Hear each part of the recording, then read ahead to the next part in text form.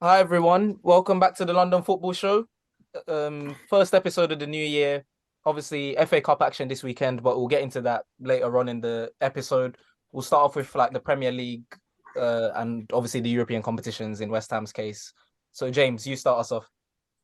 Well, I think since the last time we spoke, I think West Ham have done incredibly well. Some good wins, sitting sixth in the table.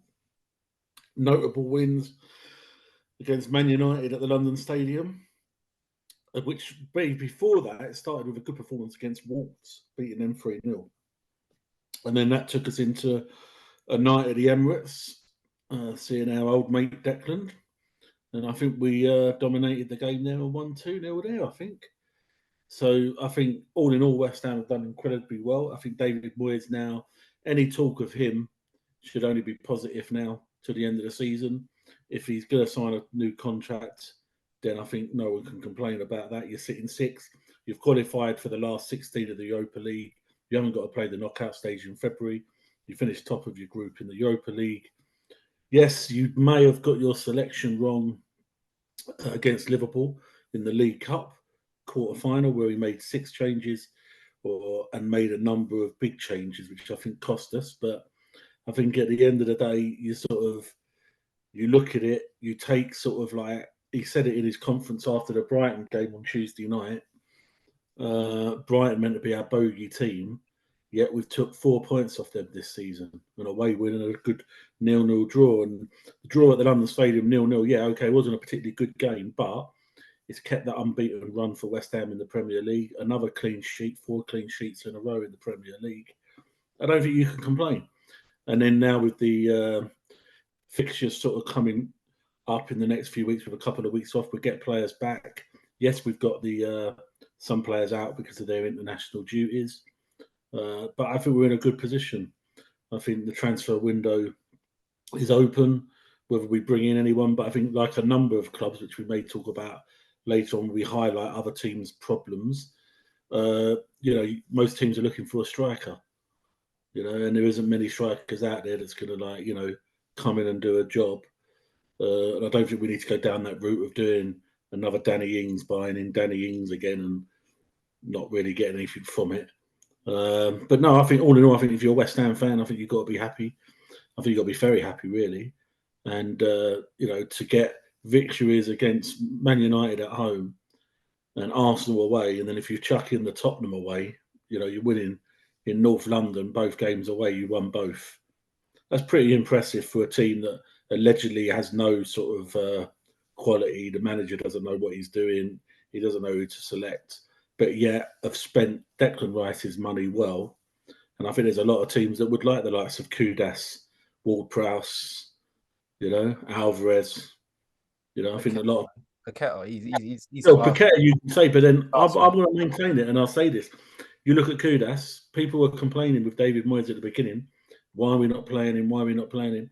But he quietly and steadily just bedded him in. Just gave him a few minutes here and a few minutes there. It's exactly what he did with Paqueta when he first came to us.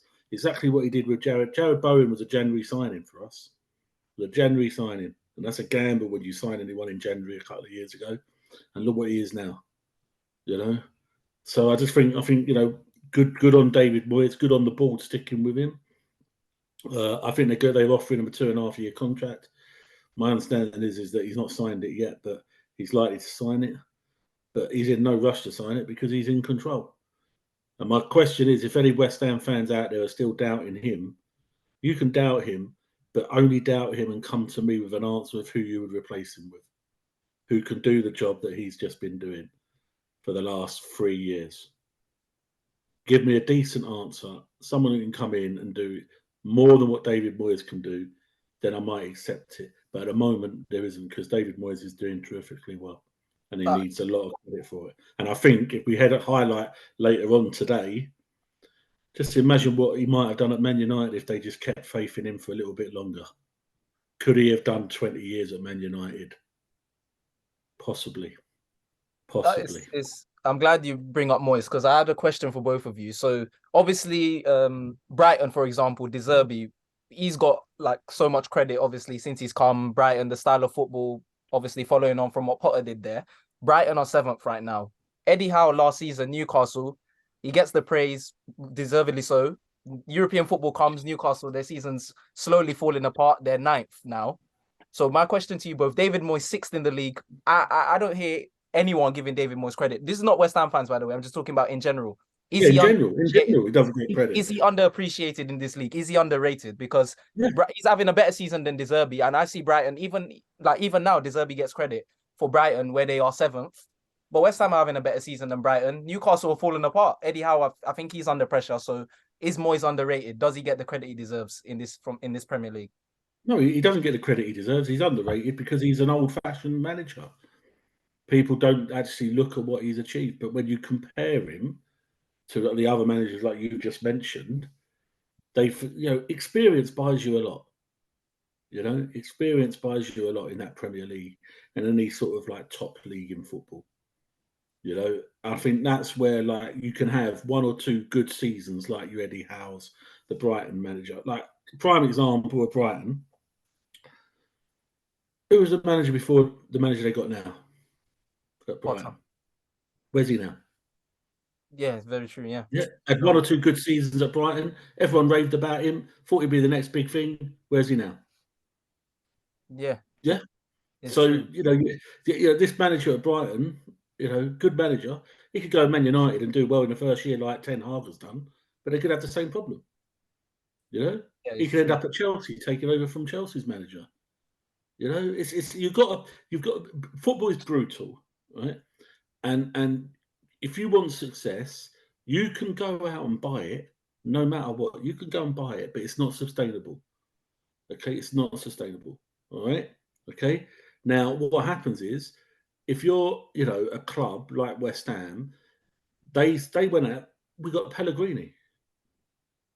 What did he do for West Ham? Allegedly won the title at City, big manager, moving West Ham in the right direction. Didn't do nothing. Because you look at the club and you look at the manager and you pair them up. David Moyes is never going to manage Man City.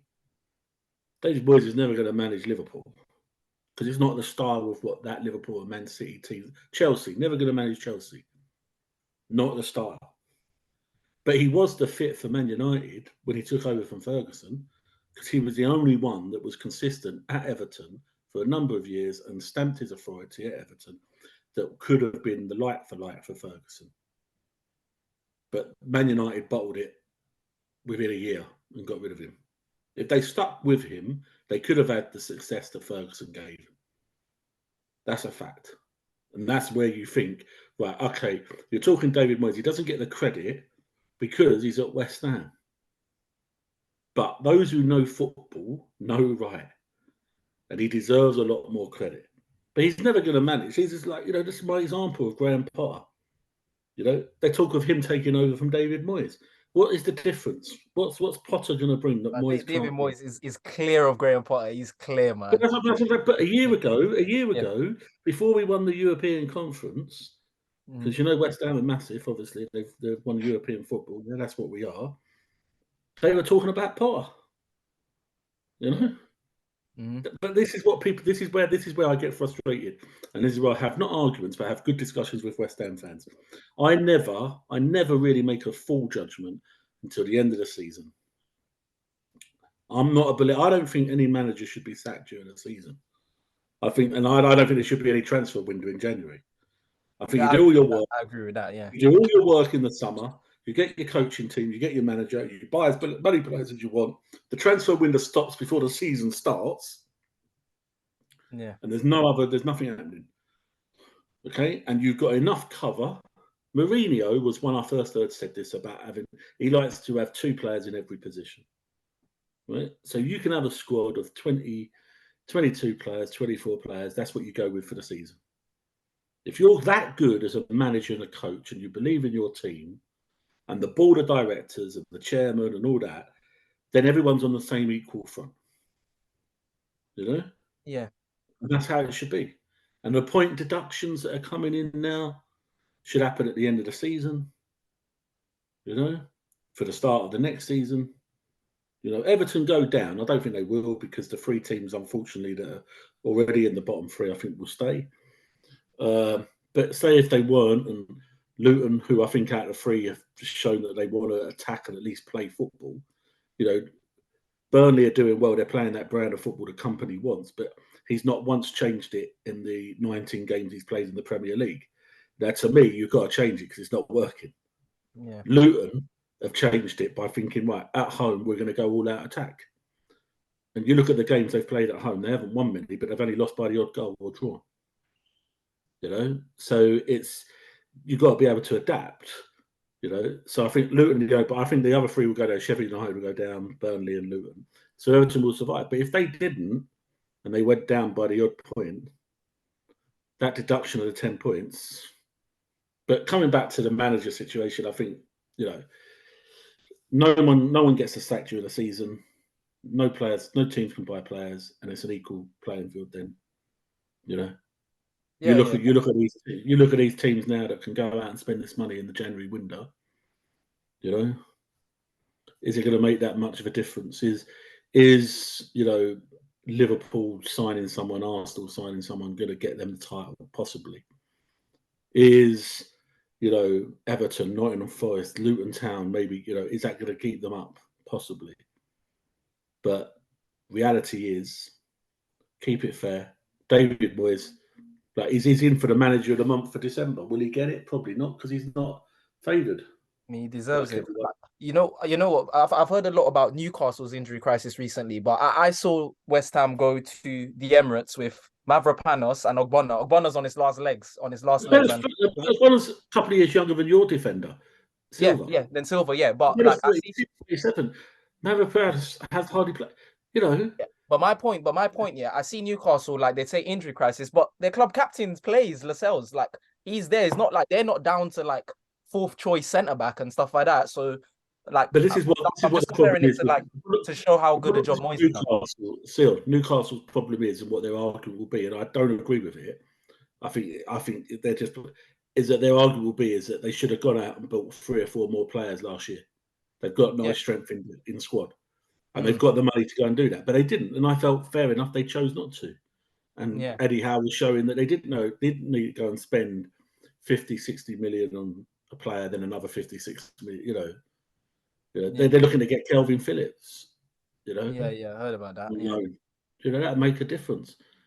You know, but anyway, we're quite happy West Ham. Don't worry. I know West Ham's getting a bit. You know, Ross, anything to add, Ross, from David Moyes? Just to avoid Man United chat. You know, I'll give you enough time with Samson. Don't you worry, son. I mean, David Moyes is doing a great job. Let's not deny it. I was slightly skeptical of how he would come into the season. Not saying they'll finish bottom half, but I didn't expect them to be 6th right now or 7th right now. I think I would have thought maybe 8th, 9th, maybe 5 points behind top 4. But they've done really well. And juggling Europa League football as well, they've done it brilliantly.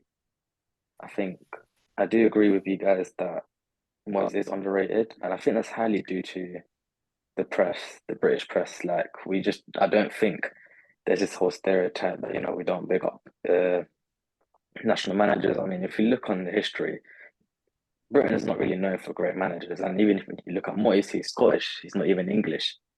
You know, you have some people like Southgate. Me personally, I don't rate Southgate. Wayne Rooney, Man United legend, but I mean, you saw what he did at Birmingham. Came in 6th, bottom now. I mean, even Gerrard's struggling. I mean, he's struggling in Saudi Arabia. He wants even Lampard should never get a job again in football, man. Lampard. I mean, Potter's English as well, right? So I mean, there's just this history that English managers just never succeed, and I feel like, even though Moyes is Scottish, I feel like he falls under that British or domestic manager category. And when you have someone like De Zerbi who's Italian, you know, their flair and the way he speaks, and the fact that he needs sometimes a translator, the media, TVs, they love it and they thrive off it. I mean, I think Brighton are still doing well for where their situation is. And I was telling Mr. Datsun earlier in the week that when they initially lost their first game to Athens, I believe, I didn't think they were going to make it out of their group. They finished 1st, still in a solid position, now above us as well with the draw against West Ham. So they're doing well. And if they keep up this You were consistency. you were there on Tuesday night. For Brighton had the best chances and Oh, should have took all they should 3 points. took the games. They should have got the 3 points, 100%. I think João Pedro shot straight at the keeper. I think Ariel did really well. I mentioned to Mr. Datson, he was my man of the match of the game. Kept the clean sheet, kept them in the game until the 90 minutes. And I think both teams were happy to with the draw going into the new year, starting off the new year. Yeah, I think that's about it. I think both managers are doing really well. I think it's good that there's no spotlight on Moyes, because I feel like if there was pressure, then I don't know how you'd react. I feel like when West Ham won the Europa Conference League, there was initial talks, can he manage? But then it all kind of died away.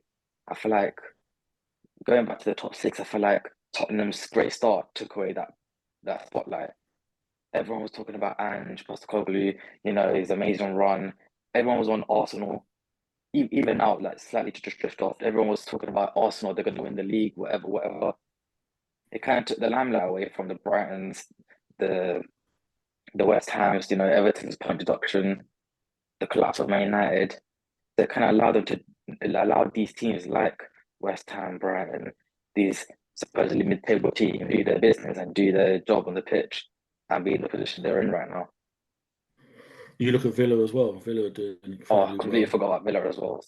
Yeah, Unai Emery would be like, at the moment, he'll be my manager of the season for the first half of the season. Has to be. Second. Well, are Villa still second? Are Villa still second? I think. It was second or third. Maybe. And Villa would have been level with Liverpool if they didn't throw away 3 points at Old Trafford. 2-0 up. I don't know why they didn't go into a low block. I don't know why they're still playing the high line at 2-0. But despite that, Emery would still be my manager of the season so far. But moving on to us, we're still 10th. Like every episode we do this, we seem to be 10th. We're not moving anywhere in the league, but because of Man United and Newcastle, we'll get into Man United later, but because of their like terrible form, there's light at the end of the tunnel in terms of not getting to like 6th and stuff like that, but just to start climbing the table, because we need to start moving up this table. I think we're 3 points behind Man United. I think 1 point behind Newcastle now after their defeat at Anfield. So yeah, hopefully like in a couple games time we should be like 8th ideally or something like that, 8th, 7th.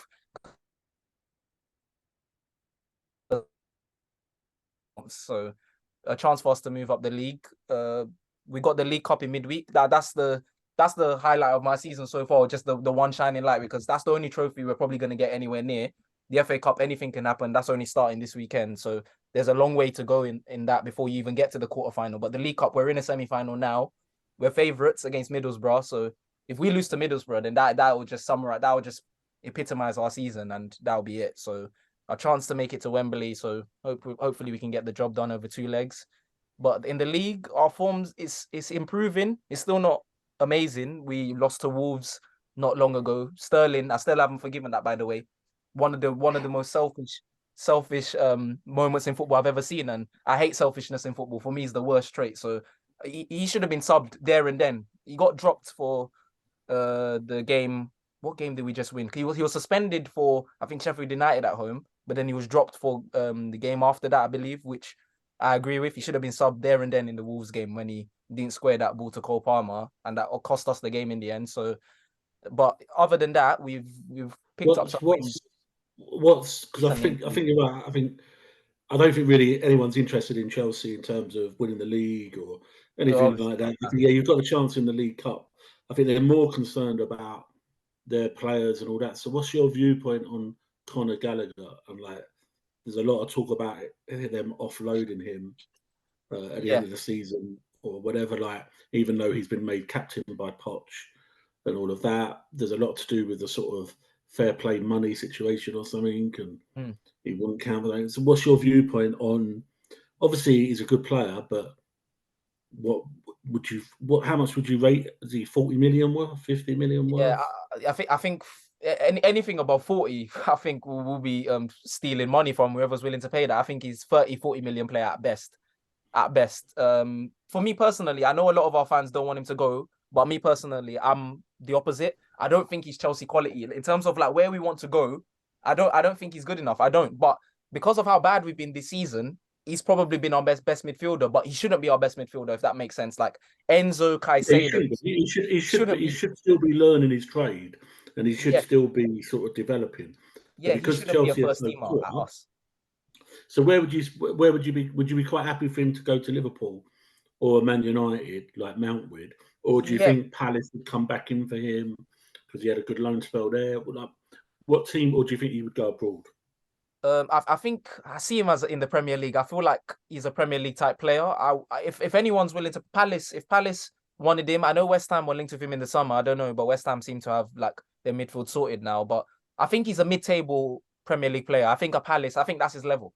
So if Palace came with like 30 million, maybe 40, we might be able to push it up. But I think 40 million max would be his price. But I do think he should be going in January.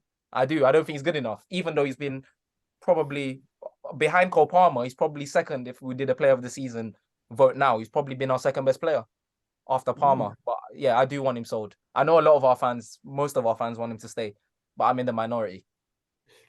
No, I can see your reasoning. I agree with your reasoning.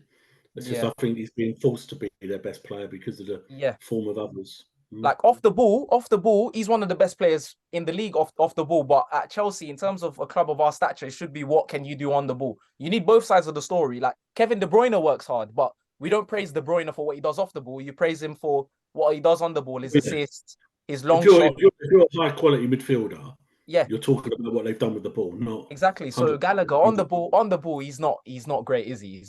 He's mediocre at best. So not good enough. Out. Time to go. And yeah, Right. that'll be my thoughts on Chelsea. Obviously, Premier League form still needs to climb Okay, the no, I table. agree. I agree. Now we can move on from Chelsea. Man United was Anthem. Man Yeah, I just want to United. get comfortable. Let me just get comfortable. Sit back a bit.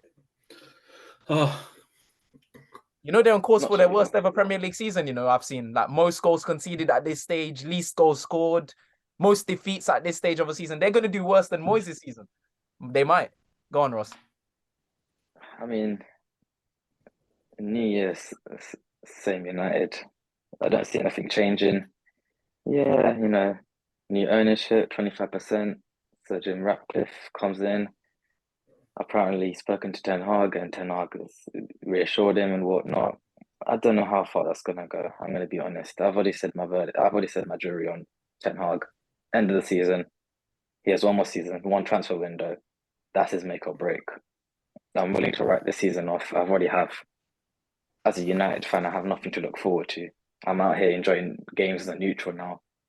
I could put my feet up and watch Arsenal with Liverpool on Sunday or Saturday, knowing that we could lose to Wigan and I wouldn't care. That's where is I'm that at. who you've got in the cup? Is that who you've got in the cup? Yeah, Yeah, they go Wigan away. Yeah. Wigan away. You know what? I might enjoy the Newcastle derby instead. The Newcastle Sunderland. I'd rather watch that than watch my own team. Wow. There is a lot of problems. There's too many problems. I mean, transfer window's opened up again, so United are always going to be the centre of it. Rumours flying in left, right, centre. Already Sancho talks already started. You know how that goes. Apparently, he might go to Barcelona, and then you got another reporter reporting that he's going to go to Borussia Dortmund on loan again. I don't know. I don't see the light at the end of the tunnel. I mean, I think where we are in the table doesn't truly reflect how we've been in the Premier League. Just to throw some stats out there, we're the third least scoring team in the Premier League. Third, as Is it true in you've only scored one more goal than Luton? I think it's one more goal than Luton, and then same amount of goals as Palace. Let me double check that. Let me see this Luton. Oh, wait, Luton have scored one more goal than Man United. Luton have scored 23 goals. I'm looking at the table. United have scored There 22. you go. Oh my. So that kind of speaks volumes, in my opinion. The fact that we as a club can't even outscore nearly 9/10 of a Premier League table, as in only Burnley and Sheffield United are below us. Every other club is above us. Teams I would call week in, week out boring last week. Palace, Everton. Yeah, Palace are level on goals with you, yeah. Palace, Everton, Bournemouth. I mean, it's like they just want to turn up against us now. And fair play to them. I think they need to capitalize on our weakness. They see that we're not our strongest. I think I saw a video on Sky Sports of I think it was what do you call it? What's his name? Gid his speech when they equalized, and he was saying that look at the players, look at the United players. They don't have no fight. They don't want to be here. And then the camera just pans to Ericsson, just shrugs his shoulder, doesn't look interested. And I mean, ultimately they proved us right. Man, nearly last minute winner and won the game for them. And even the goal we scored came at the error of their goalkeeper.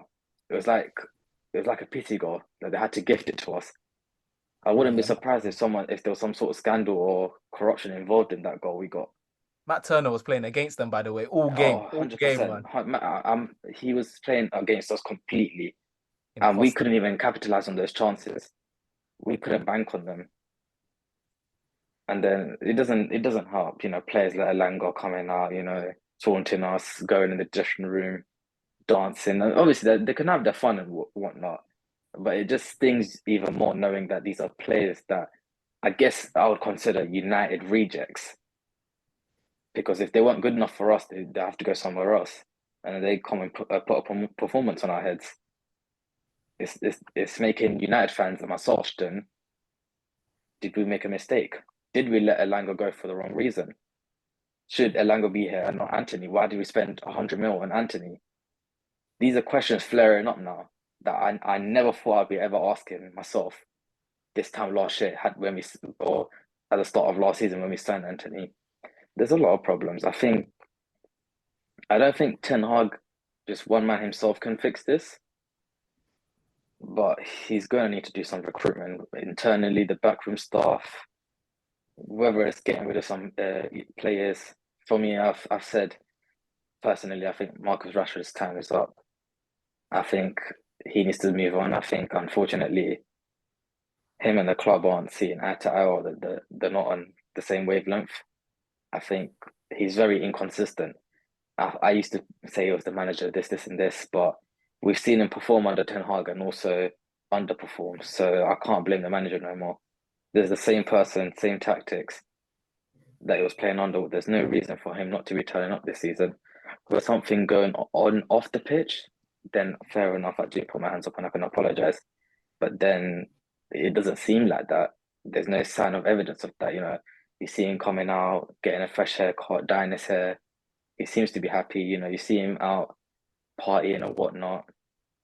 I think there's too many problems, and we can only solve it bit by bit. But I think last season just sealed over the cracks, and I think those cracks are coming to reappear this season, and it's kind of showing the true United in the sense that we, as I mentioned in my previous podcast, we've definitely overachieved last season. And I think that's the problem. We set the bar, we set the standards for this season, and unfortunately, we're going to underachieve. My personal expectation for United was top four and a trophy. Same as last season, preferably maybe an FA Cup to better the Carabao Cup. But it doesn't seem like we're going to get either. It's a good point. It just reminded me something with the overachieving thing. Obviously, it's all right for the fans to say it, right, in terms of last season. But Ten Hag, I don't know if it was the pre or post match, he said it as well. We overachieved last season. Is that bad for him as the manager to say that? Because obviously, you did overachieve. But as manager of Manchester United, third in the Carabao Cup, like that's standard, right? Like in terms of what you guys are used to, like that's nothing. So is that bad for him to be saying that? And is it just that desperation? He's just trying to say anything now to save his job. I don't care if you're Ten Hag or if you're Eddie Howe or any manager or Vincent Company or you're the club of Real Madrid or Burnley. Every club comes out with the objective of trying to win everything. Yes, it might not be realistic, but that's the aim of the game. You're in a Premier League. You're in a league with 19 other clubs playing 38 games to win the title. If that's not your mentality, you're just there for participation. What's the point? You're not going to get anywhere if you keep that mentality. I'm sure if Leicester had that mentality, they wouldn't have won the league. I'm sure they would have been, oh, okay, yeah, second, third, oh yeah, we're happy here. Top four. No, they wanted to go for it. And look what they managed to achieve. 5,000 to 1, and they beat the odds. I think you're right. I think you're spot on with something. Good point. And I think I'll only add to that by saying that maybe Man United have fallen into the realms of Arsenal and sort of thinking that the best they can do is top four, like Arsenal have done for the last 20 odd years. You know, when they, towards the end of Wenger, and then when they lost Wenger, they went on the campaign of like top four is like winning. And I think Yeah. you're right. I think you can't, if you're a team like Man United and you're saying that they're not really going for the title, well, they should be going for the title every season. You're Man United. That's what you stand for. That's what you've worked hard over, the centuries or whatever to make you one of the top teams in the world, not just in the Premier League, but in the world. You go anywhere in the world, you'll see Man United tops. That's because the mentality has changed, but it's not changed for the better. It's changed for as if you're just surviving in that sort of realm of being top four, top six. Whereas they need a big shake-up. They need a big shake-up. And they need to be fighting and going for everything on all fronts, going for everything. And if you're not willing to do that, when you put on the Man United shirt, then don't put it on. And if you're not willing to do that when you're coaching or managing that club that has that history, that sort of like dominance history, then why turn up for work? That's the bottom line. And I think you've hit it right on the head there with Sanford. I think you're spot on. And I think they fall into the category of top four is like winning a trophy, like Arsenal have done for the last 10 years. So I just think it's a shame. It's a shame because if you look back on it, I don't know how many years ago we can go, 10, 15 years ago, 20 years ago, it was all Man United and Arsenal winning the Premier League, winning the now it's been Liverpool and Man City. Because them teams have got, they've wanted more, but they've gone around it the wrong way. How long did you? What's his name? The Villa manager, Unai Emery. How long did he last at Arsenal? What, a season? A season, no? I think a Look what season he's and a done. bit. Look what he's doing with Villa. Season Look what and he's a doing with Villa. Look what he's doing with Villa. He's only been there a season and a bit. Do you know what I mean? It's like with Man United with all their managers. They get rid of Ten Hag at the end of the season because he finishes fifth or sixth, doesn't win anything. Who are they getting next? It's predictable. It's too predictable at the moment. It's going to take a long time. And I worry, don't want to just say it because I've been banging on about Arsenal and Man United. I worry that Chelsea could be falling into that category as well. Swapping and changing too much. I mean but that's been us. That's been us, isn't it? Over the past like 20 years since Abramovich came. That's been us as well. Yeah, but you went on a period with Mourinho and won the title a couple of times, won an FA Cup. All right, you won a Champions League twice. You won trophies. So why change? Why? Do you know what I mean? It's that mentality of like you want more. It's as if you're not happy. You're not happy, Man United fans. You're not happy, Man United board of directors. You're not happy, Arsenal. You're not happy, Chelsea. It'll soon happen. It's like with Pep. Pep can't go on at Man City. He's got to slowly start, and this is the key. And I'll tell you now, this is the key. This is why he's allowed his backroom staff to go out and manage teams like Leicester.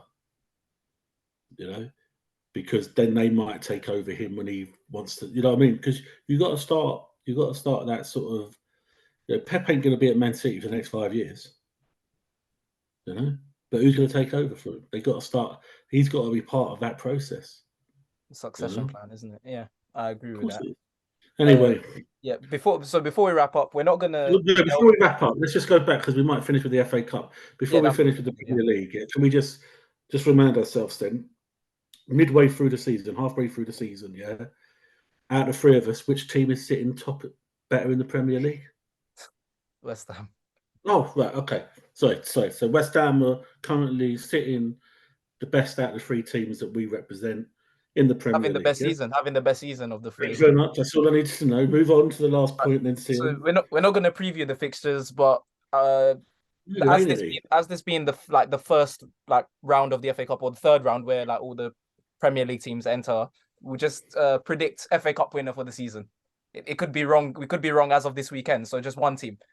I'll go first. I'll start first. Arsenal, FA Cup winners this season. Who they playing? Liverpool at home on Sunday. That's why I went like that, because my tip is Liverpool or West Ham.